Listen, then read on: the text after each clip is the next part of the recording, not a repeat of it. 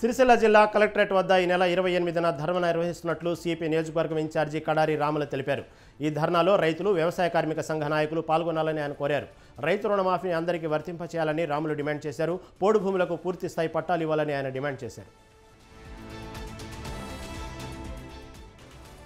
పార్వతీపురం జిల్లా పాలకొండ నగర పంచాయతీ ఆఫీసు వద్ద చెత్తను వెంటనే తొలగించాలని పౌర సంఘాల ఐక్యవేదిక కోరింది. ఐక్యవేదిక ఆధ్వర్యంలో నిరసన కార్యక్రమం జరిగింది. పట్టణంలో సేకరించిన చెత్తను నగర పంచాయతీ ఆఫీసు వద్ద వేయడం దురదృష్టకరమని ఐక్యవేదిక కన్వీనర్ రమణారావు అన్నారు. అనంతరం మేనేజర్కు వినతి పత్రం అందించారు. ముషీరాబాద్ హెబ్రోన్ చర్చిలో కొన్ని రోజులుగా నెలకొన్న వివాదం ముగిసింది. అందరం కలిసికట్టుగా ఉంటామని మాజీ MLC Rajeshwara Rao, pastor Joseph Kurian, Don Subba Reddy తెలిపారు. రెండు చర్చిల మధ్య వివాదం ముగిసిందని, అందరం సంఘటితంగా ఉండి చర్చి అభివృద్ధి కృషి చేస్తామని రాజేశ్వరరావు చెప్పారు.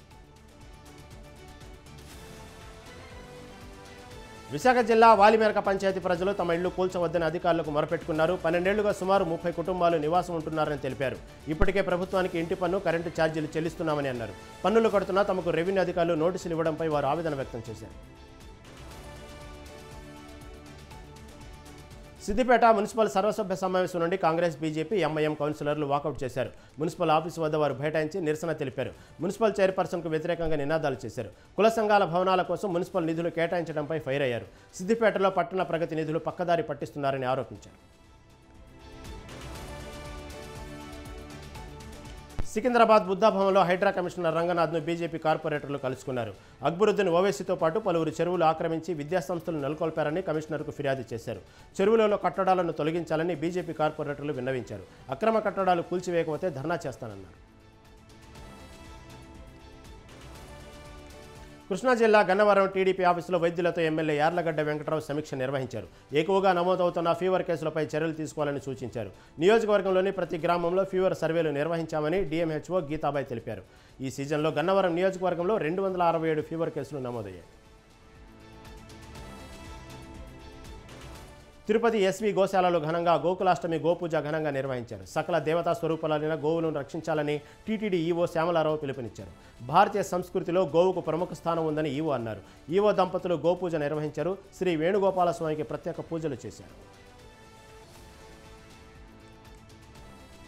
విషజ్వరాలు, సీజన్ వ్యాధులతో ఆసుపత్రులకు వస్తే అక్కడ కొత్త రోగాలు వచ్చే ప్రమాదం ఉందని ప్రజలు ఆందోళన చెందుతున్నారు.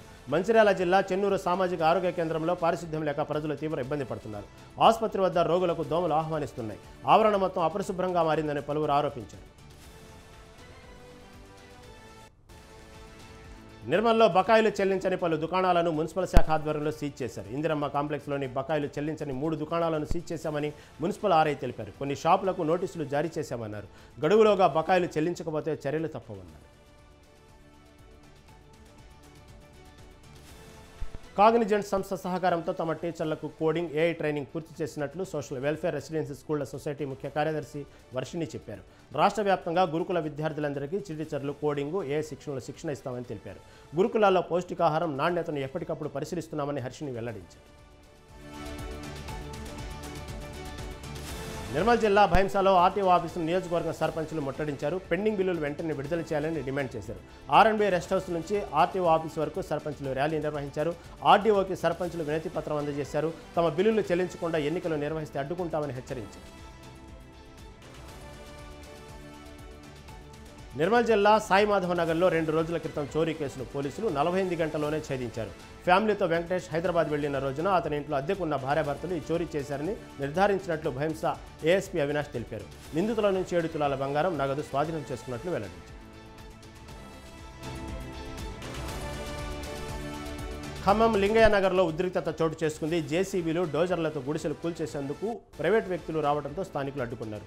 దీంతో తీవ్ర వాగ్వాదం జరిగింది. 5 ఏళ్లుగా తాము ఇక్కడే ఉంటున్నామని భూదాన్ భూ నిర్వాసితులు తెలిపారు. ప్రాణాలను అర్పిస్తామని భూదాన్ భూమిలో నివసిస్తున్న ప్రజలు స్పష్టం చేశారు. అత్యాశకు పోయి సైబర్ నేరగాళ్ల వలలో చిక్కుకోవద్దని కృష్ణా జిల్లా అవనిగడ్డ సీఐ ఈశ్వరరావు సూచించారు. కొత్త నెంబర్ల నుండి వచ్చే లింకులు ఓపెన్ చేయవద్దని చెప్పారు. ఎక్కువ మొత్తంలో డబ్బులు ఇస్తామని ఆశ చూపే ఎలాంటి ప్రకటనలు నిజం కాదని గుర్తించాలన్నారు. వ్యాపారులు తమ షాపుల వద్ద సీసీ కెమెరాలు ఏర్పాటు చేసుకోవాలని సీఐ తెలిపారు.